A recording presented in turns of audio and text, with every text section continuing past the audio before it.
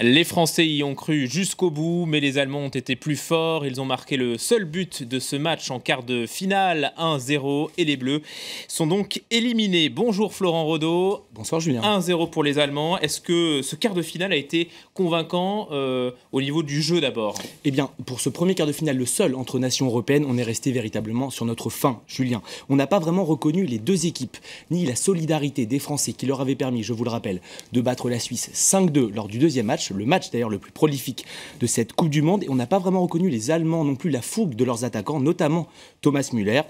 Voilà un jeu un peu stéréotypé aujourd'hui, donc on n'a pas vraiment reconnu les deux équipes. On va regarder de plus près le match. Nous sommes à la 13e minute. Paul Pogba, que vous voyez actuellement sur votre écran, le joueur de la Juventus, bouscule très légèrement Toni Kroos, le joueur du Bayern Munich. L'arbitre a pris ses responsabilités, a sifflé, même si un autre arbitre aurait pu ne pas siffler. Voilà, c'est pas du chauvinisme, mais la faute était vraiment très légère. Toni Kroos, le tireur donc du Bayern Munich, met la balle sur la tête de Mats Hummels et ça termine sous la barre d'Hugo Lloris. Les Bleus, par la suite, ont eu quelques occasions de revenir, notamment par Karim Benzema à la 94e minute au bout du temps additionnel. Mais Manuel Neuer, considéré comme le meilleur gardien du monde, a sorti cette tentative.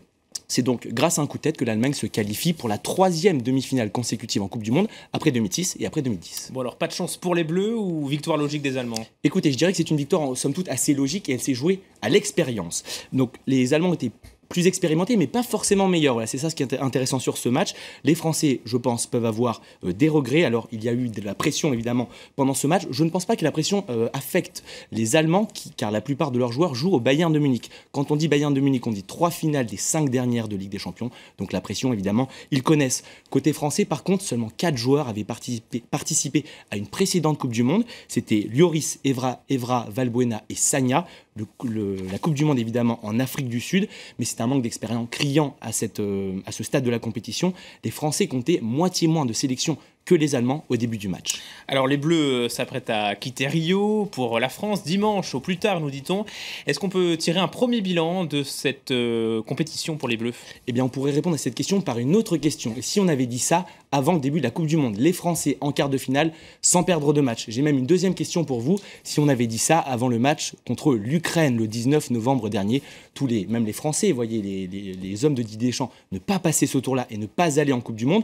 Donc évidemment, vous aurez compris que c'est un mondial satisfaisant. Ce n'est pas un mondial exceptionnel, mais vu le chemin parcouru depuis Nice-Na en 2010, les joueurs qui ne s'entraînent pas à ce quart de finale perdu contre l'Allemagne, voilà, véritablement sur un détail, on peut être évidemment satisfait des Français.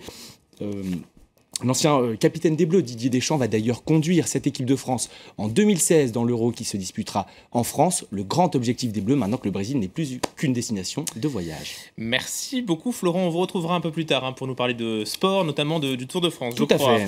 Une défaite en tout cas qui a été vécue par des millions de Français.